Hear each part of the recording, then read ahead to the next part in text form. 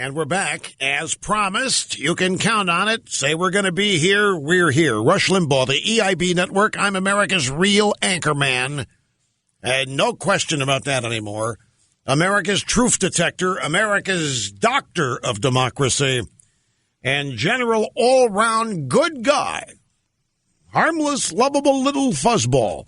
It's a delight to have you, folks. 800-282-2882 if you want to be on the program. And just one thing that happened, I allowed one interruption from what I said the agenda for this hour was going to be. Because you have to hear this. You just have to hear this. This afternoon in Washington, on the Senate floor, you've heard, by the way, I don't remember who has said it, but it's been said in recent days that if women were running this show, none of this would have happened. There wouldn't have been a shutdown. I think that's right, the lovely and gracious fashion icon Debbie Blabbermouth Schultz said it. But there have been a couple of others. And, of course, some Alan Alda-type guys have chimed in and agreed because they just want a little action. I figure liberal guys, that's how they get it. So it became sort of like conventional wisdom. Oh, yeah, if women were running this way, we'd have comity, we'd have agreement, everybody be loving each other, be getting along. I swear, people who say that, my experience has been in business, women are not pushovers, and they can be as vicious and uncompromising when they're onto something as any man can be. I mean, I find it insulting that women want to sign on to this silly notion that they're essentially all Betty Crockers talking to Julia Child in the kitchen, making sure everything happens right. So in that spirit, you got to hear this. Republican Senator Kelly Ayotte on the Senate floor speaking about the agreement to end the government shutdown and raise the debt ceiling in 3, 2, 1.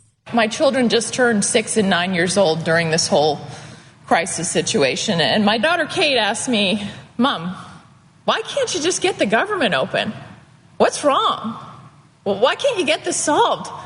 I mean, such the common sense questions that I got from her and from our son Jacob. And think about the lessons we try to teach our children. Aren't we always trying to teach them that when they get into a conflict, you got to work it out? That, yes, you don't get to get everything your way. And I had to say to her, you're right, Kate, we got to work together. I am reminded of Jimmy Carter, who said once that he learned everything about nuclear warfare from a question his daughter Amy asked him. I think that was while they were on the raft trying to defend themselves against that killer rabbit. Now,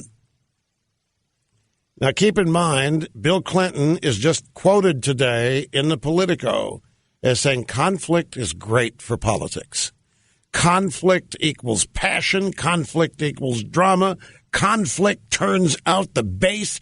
Conflict keeps people revved up. He was attempting to criticize Tea Party. What he was actually doing was giving away Democrat strategery. So now, and I know I'm going to get ripped to shreds for attacking Kelly Ayotte. And I'm not doing that. Obama's tried this trick, too. His daughters asked him why he didn't fix the BP oil spill. Remember that? Dad, why don't you just fix it? And she said that. I realized that we got to roll up our sleeves and we just got to do it. We just got to get it done.